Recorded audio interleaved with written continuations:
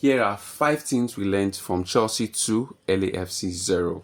Number 1, Pedro Neto is very fast. I mean, we've always known this, but it looks like there's a burst of freshness in him. We could see his runs, and we saw the one that led to the goal. Nicolas was able to, turn around in the middle of the park and pass an insightful pass to Pedro Neto, who beat his defender and slot the ball into the back of the net beyond Hugo Lloris. A lovely goal from Pedro Neto. This is the kind of quality we expect from him going forward.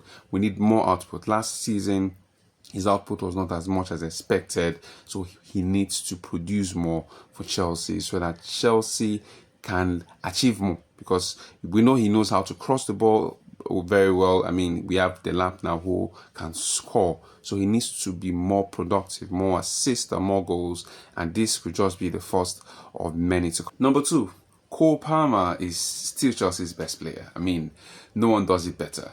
He controls the game. He shows the stuff he's made of every time he's on the ball. No wonder Enzo Maresca always praises him. I mean, at the end of the game, he talked about how Cole Palmer, discussed with him concerning the fact that he wants to be able to do more with the ball, and now he's been given more freedom to express himself as much as possible throughout the game.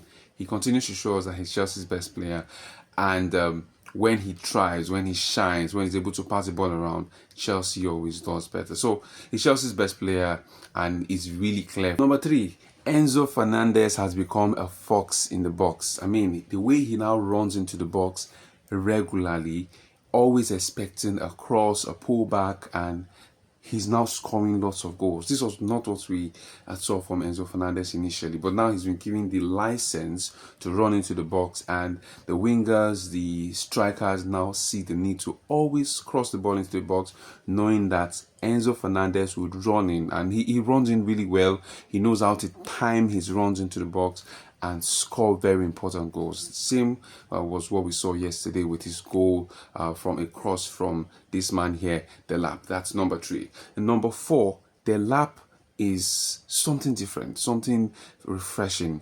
His assist for Enzo Fernández shows that he's one player that would change a lot of things for Chelsea. I mean, this is early days, but we can see that he has a lot of qualities. He's bullish, he's strong, and he can also cross the ball in really well. Very lovely cross from him to ensure that Enzo Fernández scored that lovely goal. So I think there's a lot we'd expect from him. These are early days. However, I'm quite impressed with the game he played last night. Number 5, it's really clear that Americans do not care much about football.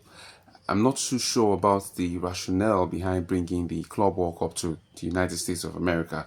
Yes, we know the World Cup will be there, so likely that's why they made use of this as a refresher before the World Cup holding next year. But it's quite clear that the Americans do not like football. LAFC playing early, and this game was played in Atlanta, so the distance between both cities is quite far. However, you expect a more impressive number of fans at the stadium, which was really poor. In fact, the broadcasters struggled to find patches of space where there's a large number of persons to show. Usually they try to do that during a live broadcast, but it was difficult because there weren't fans in the stadium, and from the beginning of the game we could see that. So FIFA has a lot of work to do ahead of the World Cup next year. So congratulations once more, Chelsea. This was an important win to start the Club World Cup, which to me is also a friendly or pre-season friendly ahead of the new season. We'll wait to see how well they'll do. Chelsea will surely be one of the teams to reckon with when it comes to the later stages of the Club World Cup.